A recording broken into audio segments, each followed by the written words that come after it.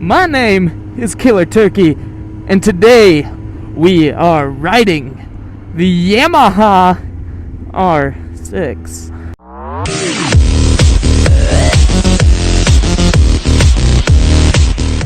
And let me tell you what, compared to a 250 Ninja, this thing is like having a rocket strapped to your ass. So I kind of wanted to give you a little review of what I thought. Today's day 2 of owning this bike. And I just kind of want to tell you what I think, give you a rough little review on it. So this one particularly doesn't have a front brake. Front brake is in op at the moment. Here shortly I'm going to be buying new brake pads and brake lines and everything and just overhaul the brake system. But this bike, like, I know I didn't have to put it into third gear right there, but I did because I'm used to having to shift that much. This thing redlines at 15.5 and it wraps up quick. Look at that, already up at 40 from 25. That's ridiculous. This thing is quick. It's mean. Pretty nimble for how fast it can go. And I love it. Now, anything I say about this bike is going to be mainly in comparison to a 2009 Ninja 250 SE. And I don't have very much to say against either of the bikes because they're both wonderful, really good machines. But this one makes that Ninja look like it's not even a bike. And like, just sitting here, it is way wider.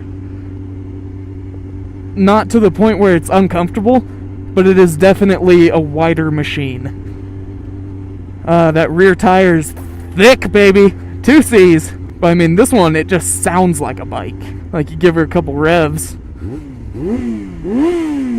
and it sounds like a bike.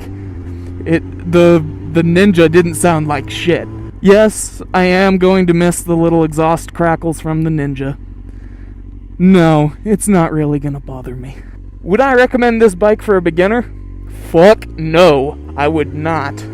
I wouldn't even think of recommending this bike to a beginner.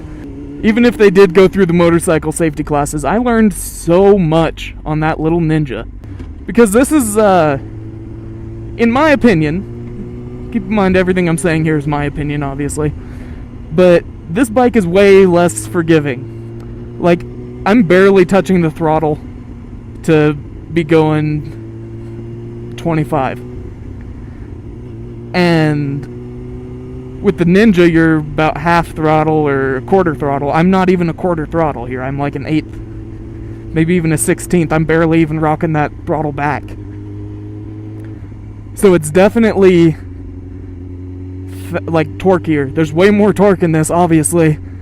Talking 600 cc's versus 250. Look at that, man. If I was able to jump up to 40 like that on the Ninja, that would be ridiculous. I would have killed myself by now. Not everyone is the same, right? We're all different. And some people... What am I about to drive into here? Jesus, there's a lot of cars. Some people learn faster than others. It's not right for me to say don't get an R6 as your first bike. I'm just saying what I recommend, and I highly, highly recommend starting on a 250 or something smaller, because you can really start to refine your skills in that area like that. But yeah, this blue, this Yamaha blue, freaking nice. You know, a very large part of me just wants to go flying in between these cars. But the smart part of me knows that's illegal. Man, I just wanted to go get some food. Now I have to deal with all this traffic, little people. There are little people everywhere. But yeah, this bike, you know, this is basically my first ride on it. Like, I've gone on little jaunts here and there with it, just to kind of get a feel for it before I make a total fool out of myself in a video. But it's definitely flickable. Like, you can It's maneuverable, is what I'm trying to say. And it might be a little weird for you guys to see someone on a motorcycle coming to a stop without even touching this brake, but look at this. It's not even trying.